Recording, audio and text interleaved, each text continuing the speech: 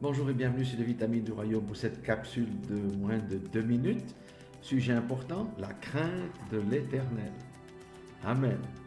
Alors j'aimerais lire une parole dans Proverbes chapitre 1er verset 7 où il est dit: la crainte de l'éternel est le commencement de la science. Ailleurs il dit de la connaissance. Les insensés méprisent la sagesse et l'instruction. Amen. Alléluia. Alléluia. Il ne faut pas confondre la crainte de l'éternel avec la peur de l'éternel comme l'ont fait Adam et Ève. Adam et Ève ont eu peur à cause du châtiment.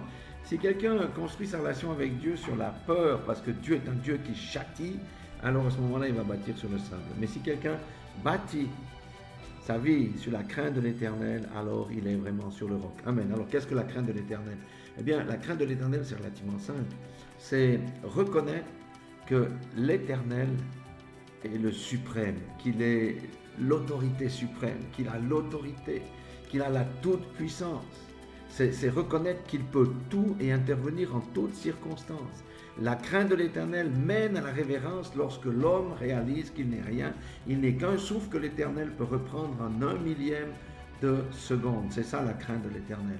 Et la crainte de l'éternel nous pousse à la révérence et à adorer Dieu. Non pas parce qu'on a peur, mais c'est parce qu'on se rend compte de notre petitesse et de notre insignifiance et que nous avons besoin de lui durant tous les cycles de nos vies. Amen. Dans toutes les difficultés que nous traversons, car il peut être notre solution au travers de son Fils Jésus-Christ. Voilà la crainte de l'Éternel.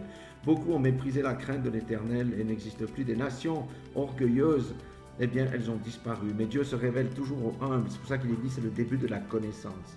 Voilà, ayons crainte de l'Éternel et non peur de lui, et nous verrons nos vies changer. Ne manquez pas les 2 autres petites capsules qui viendront demain et après-demain. Soyez tous bénis dans le nom puissant de Jésus-Christ.